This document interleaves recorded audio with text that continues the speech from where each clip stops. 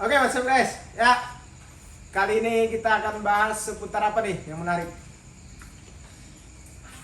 Timnas U20 bisa atau Oke. Liga Champion lah nanti juga kan.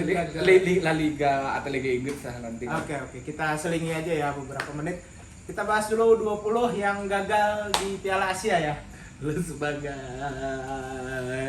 yang mendukung ST Out kemarin terus dipegang oleh Indra Sapri, gimana pendapat lo dengan Beda kan? STY kan U23, Indra Sapri U20. Beda kan? Yang dipegang STY kan U23. Enggak kan, lu kan pro Ya. lokal. Tapi kan enggak juga. Aku kan lokal pret, itu Toel. Ya memang layak dipecat lah. Maksudnya mungkin sekarang turun jabatan ya jadi pelatih SEA Games atau gimana? Kayaknya infonya gitu deh. Kayaknya katanya mau nanganin U23 yang buat SEA Games ya? Tapi belum fix juga kan. Terus Ya tapi dari segi permainan ya memang layak kalah karena juga lawannya kan pertama Uzbek dan juga Iran yang sama apa ya satunya lagi Uzbek, Iran yang seri satu-satu ya. itu kan kalau nggak salah lupa ya Bu ya. Ya itulah match yang nggak penting juga kan sebenarnya kan. Tapi ya kembali lagi menurut gue memang layak diganti dan ya dari segi permainan pun juga apa ya potensi pemain masih belum. Tapi kan kemarin TC-nya panjang. TC nggak ngaruh juga bro. Sampai ke mau segimanapun TC ya kalau cara bermainnya seperti itu ya bisa. Apa ya, karena Karma nggak bawa Arkan Fikri? Arkan kakak ya. Akan Fikri the next Tom Haye bro. The next menggantikan. Ya kalau menurut gue emang ya permainannya bapuk banget ya, nggak terkontrol. Menurut gue ini pure kesalahan pelatih sih untuk meramu ya, karena pemainnya soalnya sudah ada Welber, terus ada Tapi juga Revan. dari segi permainan juga kalah kualitas ya. Dari Uzbek terlihat banget dari segi apa ya kengototan bermainnya lah. Iya karena Walaupun Uzbek nggak banyak peluang yang matang juga sebenarnya, tapi dari segi penguasaan bola, dari segi serangan lebih terstruktur lah dari Uzbek. Iya maksudnya jadi kayak gini, ini kan kayak tim yang baru dibentuk, jadi kan kayak menurut gue kayak nggak efektif itu ya, yang karena ini kan lumayan dipersiapkan ya Piala Asia U20 ini dengan training segala macam, tapi kok kayak nggak nemu kan waktu apa ya piala atau apa sih sebelumnya kan ada kayak uji coba gitu kan, katanya ini belum apa-apa, ternyata pas di pialanya langsung ternyata Indra Sapri nggak bisa membuktikan juga. Iya gue juga setuju bahwa emang Terlepas dari grupnya berat ya. terlepas dari grupnya berat ya emang pelatih itu ada off, ada apalagi kelompok umur ya, kelompok umur kan berbeda-beda kan, nggak stay kayak timnas senior. Ya, berganti-ganti lah mainnya. Ya tapi mungkin kemarin tuh beberapa entah media atau entah dari tim kepelatihan atau dari saya sendiri kayak cukup meyakinkan bahwa kita akan berbuat banyak, ternyata enggak kan, Gagal lolos. ya menurut gue bukan cuma karena kualitas pemain aja, kayaknya nggak ada chemistry sama nggak ada patternnya, formasi cara bermain yang jelas. Ya. Kalau dari ini menurut gua udah improve yang banyak ya kalau dari segi materi pemain, karena ada James Revan, ada Mark Welber. Tapi nggak bisa disalahin juga James Revan kan iya bola terbatas juga gitu. Iya, gua kan maksud gua kalau dari segi komposisi pemain ini udah improve, tapi mereka tidak punya chemistry atau penerapan pelatih yang tidak jalan. Gua nggak mau menyalahkan kedua pihak, tapi kalau dari segi permainan kita terlihat memang dari segi permainan Uzbek kan high defense lah, tapi cara kita bermain itu jarak pemain masih terlalu jauh. Jadi minim kombinasi 1-2 untuk lepas dari presan Uzbek. Seharusnya kan apalagi ini udah turnamen utamanya, tim analisisnya kan harus kita bisa aja kan gini bro, terlepas dari seandainya pun kalau kompetisi liga wajar lah kan biasanya mencari permainan yang bagus dan hasil yang menang, tapi kalau di turnamen kan kita biasanya pure result, cari hasil lah. Kalaupun seandainya jelek tapi hasilnya bagus, kadang bisa masih dimaafkan. Tapi kalau ini kan udah permainannya nggak jelas, dengan komposisi menurut gue ini komposisi pemainnya bukan jelek ya. Ini udah Bisa improve bersaing lah. Iya, masih bisa bersaing Walaupun- lah. Maksudnya oke, seandainya pun nggak lolos, oke, tapi kan ada Dari segi permainan menggigit bisa, lah ya, istilahnya. bisa melawan. Terus oh ya, satu ini ada isu, bro. Lo mau apa dulu? Apa nih? Enggak, terus aja. Yang gue sekarang ini emang di luar konteks dulu kan, Ya. tapi gue mungkin yang akun sosial timnas Indonesia ya, yang kok kalau sebenarnya biasa kok kalau kalah dan menang, tapi kalau saat kalah kok nggak di post sampai full time. Tapi kan itu pas friendly doang kan? Enggak, Pas Piala Asia juga. iya juga, bro. Mungkin adminnya ketiduran lah. Enggak, katanya, tapi kan gue enggak terus ada buka Atau suara katanya mungkin U20 nggak penting. bukan, bro, katanya takut apa namanya, nanti ngehujat pemain segala macam, netizen nyinyir Indonesia. Tapi bro, itu emang hukum alamnya dong. Kalau kita bagus kita dipuji, kalau kita jelek ya kita dikritik, itu sudah hukum alamnya, bro. Dari situ nanti mentalnya itu bukan malah Tapi dengan mungkin- itu kita akan jadi ya. semangat. Contoh lah Marcelino Mungkin dulu kan karena dihujat dengan ini kesalahannya, ya. tapi dia bisa bangkit dengan dia bisa membuktikan, ya dia dapat respect lagi. Itu emang kita harus kuat secara fisik dan secara mental kan kalau untuk jadi atlet. Mungkin memang U20 mentalnya masih belum siap mungkin. Bisa Tapi jadi kan. Untuk mau senior ya mau oke lah. umur berapa lagi, bro, akan Ya. dididik itu mental yang berat tuh harus dari Arkan Fikri, bro. Susah. Arkan kakak. Arkan kakak susah, bro. Enggak, Kalau dihujat. bro, itu dia akan wajar. Yang Tapi ya penting balik ada lagi, kalau pertimbangan menurut lain-lain gua juga netizen jangan sampai pure kritik permainannya aja, jangan masalah pribadi Ya, dan keluarga. ya, Itu ya, juga ya. sih kita harus membatasi. Kalau udah nyangkut keluarga dan segala macam, itu sudah berlebihan bukan masalah. Tapi kalau untuk kritik permainan sekeras-kerasnya dan permainannya lain-lain ya, jelek, it's okay ya. Tapi passingnya kadang memang buruk, netizen finishing kita ya agak goblok dan tolol ya, seperti itu. Mulutnya berlebihan, ke sekolah iya, ya, jarinya berlebihan ke sekolah. jatuhnya ke masalah pribadi. Ya. Semua orang juga akan jatuhnya akan Dan hilang lagi kan ini kan konsentrasi. masih anak-anak bau kencur lah, belum Beda. level senior, bro. Iya sih, Mentalnya belum teruji. Tapi emang harus menurut gue kayak Arkan kakak pun kalau bisa membuktikan, menurut gue akan lari adil, kan bro. lari.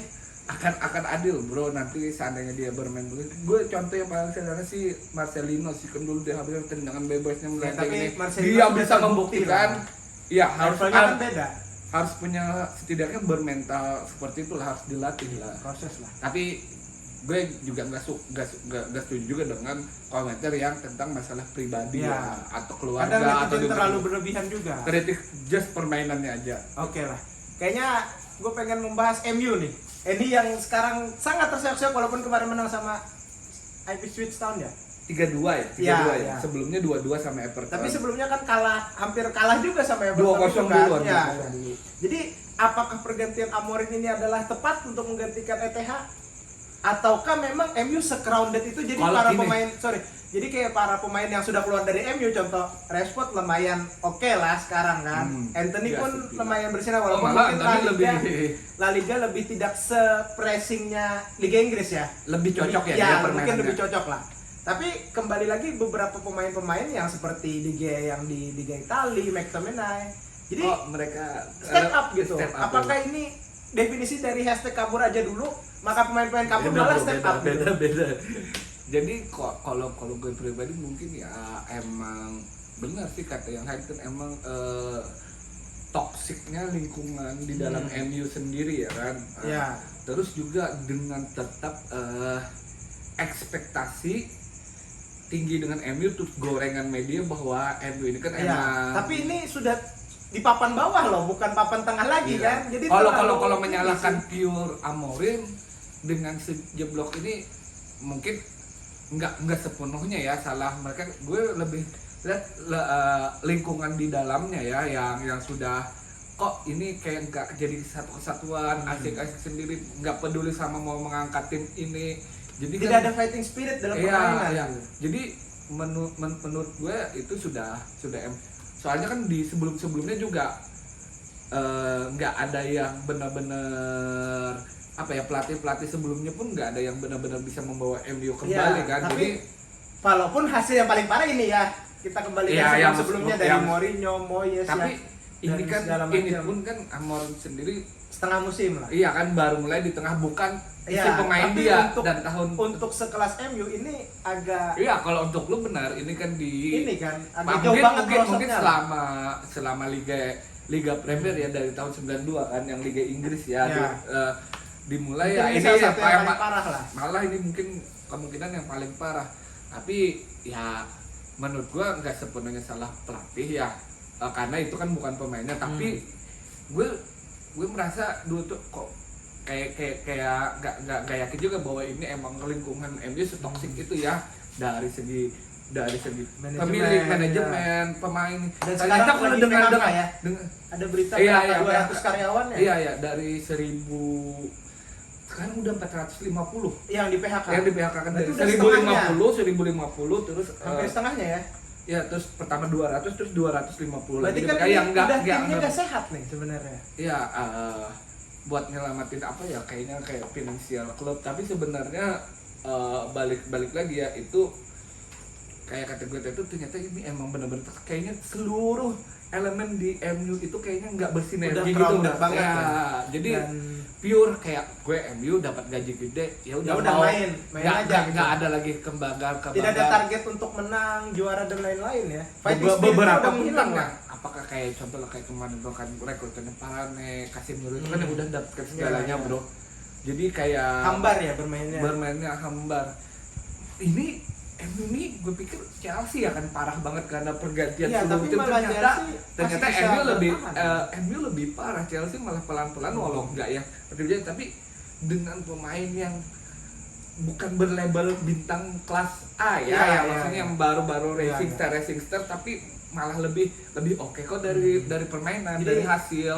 Berarti Amorim ada berita ada potensi juga dipecat nih. Dan juga memang mungkin tapi kalau menurut gue nggak bakalan nggak adil. Harusnya mungkin kayak Chelsea ya, the whole team dijual, diganti yang baru gitu ya, lebih fresh lagi gitu ya mungkin ya. Soalnya kan tapi kembali lagi susah juga para pemain MU kan harganya lumayan tinggi untuk permasalahannya gini bro, kan MU pun kayaknya kayak gue rasa kayak ada pilih-pilih juga nggak sembarangan karena mereka udah dari yang mungkin 2015 itu kan udah banyak pemain-pemain beli kan menyesuaikan neraca keuangan, jadi nggak bisa mungkin kalau zamannya masih 2015 atau 2016 yang masih belum ada kan banyak mereka beli pemain yang mahal-mahal terus gajinya besar, jadi bisa aja ini dibuang walau tanpa dapat uang. Kalau sekarang kan kalau dibuang emang dari segi neraca keuangan akan melonggar kan dari segi gaji, tapi pun beli pemainnya susah. Nah, beli pemainnya kan uang dari mana? Berbeda dengan Chelsea yang pemilik baru ya. Iya, ada suntikan dana baru. Ya. Jadi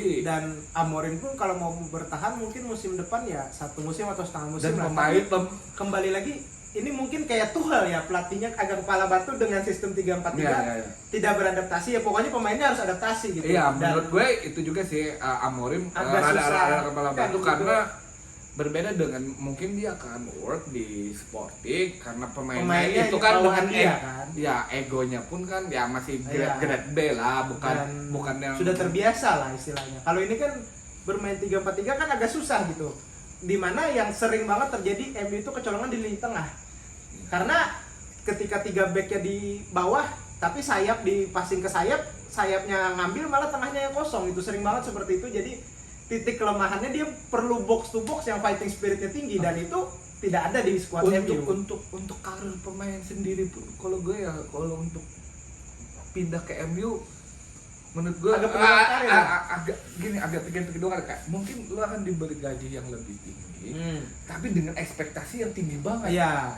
Lu nggak bisa lu drop akan jadi penurunan karir dan itu market value-nya malah akan turun kan. Bukan mereka ini masalah psikologi deh bro, kayaknya bukan masalah skill mereka. Contoh lah ya tadi kata lo mungkin pemain tidak happy ya. Ya kan karena Anthony keluar statement bahwa dia happy di Betis gitu, tidur dengan senyum sementara tidak didapatkan di MU. Ekspektasinya di sana mungkin faktor media ya juga ya, Ya, dengan media hal-hal yang lingkungan dan- diberitakan mungkin Pokoknya sampai crowded kehidupan banget lah. pribadi Iya. aja kan berapa kali pemain MU yang masalah Anthony, iya. terus siapa lagi, Rashford pernah juga kan. Mason Greenwood, Iya, banyak kan lah. ke blow up ke seluruh Jadi dunia. pressure pemain sangat Iya, besar. iya. Walaupun Psikis bukan akan pengaruhi. pressure untuk menjadi juara malahan. Emang logis sih bro, lu jago, let's say lu jago bermain bola, tapi kalau pikiran lu kemana-mana, lu bermain pun akan Ya, tidak lepas. nggak lepas gitu. Oke lah, satu pembahasan lagi di La Liga nih. Jadi di La Liga ini selisihnya Barcelona dan Madrid poinnya sama. Memang selisih gol. Karena seri ya kemarin ya. Eh, ATM Barca seri ya. ATM Itu tuh di Copa del Rey. Copa del Rey. Sementara kemarin kan Madrid menang sama Betis sama Sociedad 1-0. Ya, Gol ya. Enrique Ceper karena Mbappe tidak bermain karena Tapi sakit kalau gigi. jumlah pertandingan sama mereka. Jumlah pertandingan sama, jadi selisih poinnya sama Barcelona Sama dan- selisih dan gol Madrid aja cuma ya. selisih gol. Karena Barca Sementara kan ATM mungkin selisih 1 poin atau 2 poin, aku Oh, lupa. iya. Tapi yang pasti ini apakah akan menjadi sampai apa nih Granada terakhir untuk pertaruhan juara La Liga ini? Karena kalau musim-musim sebelumnya kan udah di 10 pertandingan sebelumnya Madrid sudah pasti Ya, juara. tapi Atau musim sebelumnya Barcelona udah pasti juara gitu kan. kayaknya menurut gue untuk tahun ini 3 tim ini akan saling Bersaing. bersaing sampai zona akhir ya kalau menurut gue, karena ini nih kadang mereka ini kan contoh lah kayak beberapa minggu kan Madrid lagi turun di La Liga. Ya. Mungkin karena di Liga Champions mereka Jadwalnya ada tambahan lebih lebih padat. padat, ada Ya. tambahan playoff. Nah di La Liga pun mereka kan rada down ya, rada down kan. Ada seri juga kan, ada kemarin kalah ya yang Bellingham itu tuh seri apa? Seri karena kalau Barca kan karena lebih luang, ini balik lagi ke perform bulan kemarin kan malah Barca yang turun. Ya. Jadi kan menurut gue ini akan terjadi sampai beberapa match terakhir. Ya zona terakhir. Kalau memang dua-dua ini ketiganya ini konsisten. Karena lumayan bro, dengan format Liga Champions sekarang ya jadwal lebih padat. Jadi harus lebih dibagi itu Ya. Para pemain kan, apalagi juga Madrid beberapa kan cedera kembali, Ya. sampai memanggil kayak seperti Asensio Ya, kan, dan backnya itu lumayan perform ya, walaupun kadang mungkin tidak konsisten. Ya, Sampai itu balik lagi Valverde masih ditaruh jadi wingback. ya. Iya. Valverde aja kan yang pertandingan terakhir kemarin yang baru nggak main sebelumnya. Iya, Bro. mungkin diistirahatkan ya. Itu. Kemarin juga Vasquez yang main kan. Dan terakhir menurut lo siapa yang akan lolos 4 besar Liga Champions nih? Yang Prediksi semifinal. Ya. Prediksi ya. Ini kan sudah kelihatan bagan-bagan di sini, Liverpool, Barca, Madrid, Arsenal, terus juga Inter, Kalau Munchen ya. Madrid kalau lolos dan sama ATM Mungkin kemungkinan ketemu Arsenal atau PSV kan? ya kayaknya Arsenal Arsenal lah. lah.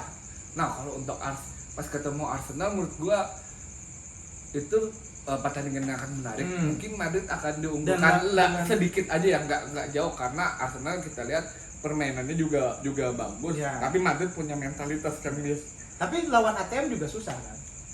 ATM tapi kayak gua rasa bisa sih kalau ATM, karena balik lagi ATM masih permainannya malah cenderung Tidak konsisten. Tapi sama sih, dua-dua masih enggak konsisten, tapi ATM itu menurut gue udah berubah cara bermainnya. Iya, Kan lebih menyerang iya, segala lebih macam. menyerang. Kalau adu menyerang, I think kalau menurut gue lebih susah Lebih- Madrid waktu ATM yang zaman dulu, karena dia Karena low full block, defensive, low block. Jadi nanti yang gue tunggu sih Arsenal sama Madrid di perempat Berarti final. 4 besar siapa nih? Kita nggak bisa dipungkiri ya, Madrid adalah Bayern Munchen, PSG di bagian mana ya? PSG ketemu Liverpool di atas dia. Oh, ini langsung ada PSG lagi bagus. PSG lagi bagus, tapi ketemu Liverpool. Liverpool. Nah, gue pilih Liverpool. Liverpool akan satu bagian sama Madrid ya, Satu kalau di bagian sama semifinal. Madrid. Bayern Munchen di sebelah sana Sama kan. Barcelona dan Benfica ya. Bayern Munchen kan sebelah kanan kan ya. Ya. Bayern akan ketemu Inter tuh. Kayaknya kalau berjalan lancar. Nggak, tetap Bayern sih kalau menurut gua. Dan sementara Dortmund akan ketemu Barca. Bayern sama Barca deh sebelah sana menurut gua. Jadi 4 besar itu ya? 4 itu. Ya. Kalau lu Gue rasa juga seperti itu sih, tapi yang agak tricky adalah Madrid ini sementara selama ini di musim ini belum pernah menang sama Barcelona. Jadi semoga Barcelona gugur nih. Karena agak entah kenapa Hansi Flick menemukan kalau Barcelona di Barcelona Madrid. Enggak, tapi kan mungkin akan ketemu di final bisa kan. Oh iya anti. Dan ini kan akan lumayan ketemu juga di Copa del Rey lumayan kalau menang. Iya. Semifinalnya ya berarti. Semifinal kan udah. Oh, berarti di Copa del final. Rey ketemu di final. Kalau Lolos Barca menang dengan ATM, ketemu Madrid yang menang sama Sociedad. berarti Di finalnya final Copa del Rey-nya. final Copa del Rey berarti Madrid sama Barca ini. Belum tentu masih ada leg kedua. Ya. Oh iya. Dan juga masih ada satu pertandingan lagi di La Liga. Itu akan jadi penentu juga tuh.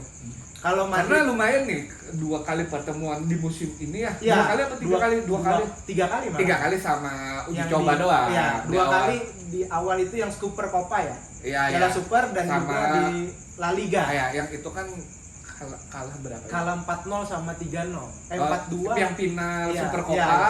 4-1 ya. Hmm. 4-1 sama 3-0 di La Liga. Jadi kayak Hansi Flick menemukan antitesisnya nih. Untuk Madrid Iya. ya. Jadi agak susah ini, agak tricky. Untunglah mereka tidak bertemu di bagan Liga Sama- Champions ya. Iya sih. Hansi Flick ini kalau dari segi strategi oke, Bu, karena ini pemainnya aja kita, kalau nggak bisa dibungkit kalau antar Ke pemain dalam kita pemain, ke dalam ke pemain squad, jauh ya. Madrid, Iya, jauh iya. Madrid lebih unggul. Cuman dari segi taktikalnya dia Iya. dapet terus gitu. Iya. Oke lah, kita nantikan Liga Champions dan La Liga yang masih sengit banget. Kalau Premier League mungkin milik Liverpool lah, 90% milik Liverpool. Sementara Serie A mungkin Inter ya pasti ya. Karena yang Mungkinan Juve Inter nggak ya. terlalu konsisten, Atalanta juga, Napoli Napoli juga. juga. Jadi ya PSG walaupun sekarang permainannya cukup menyenangkan, cukup ngotot ya, tapi harus ketemu Liverpool. Kalau gue rasa di Liga Champions mungkin Liverpool akan Karena mengatasi PSG. Liverpool bagus banget dari pertama dari segi hasil, Ya. permainan juga makin meningkatnya, ada turun dikit, tapi kalau dari segi hasil Dan City pun juga sekarang udah nggak bisa ngejar Arsenal pun susah kan City. susah. Oke, see you di video selanjutnya.